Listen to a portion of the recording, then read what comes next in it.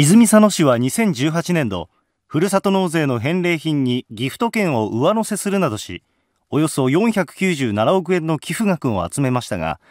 国は省令を改正し、次の年度の特別交付税を大幅に減額しました。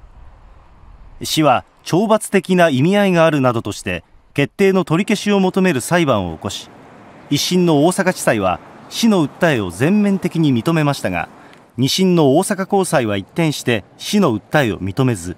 最高裁は高裁の判決を取り消し、審理を差し戻していました。9日の判決で大阪高裁は、寄付額によって特別交付税を減らすことは法律の委任の範囲を超え違法として、国に決定を取り消すよう命じました。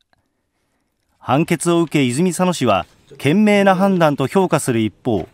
国は関係省庁とも協議の上、対応を検討するとしています。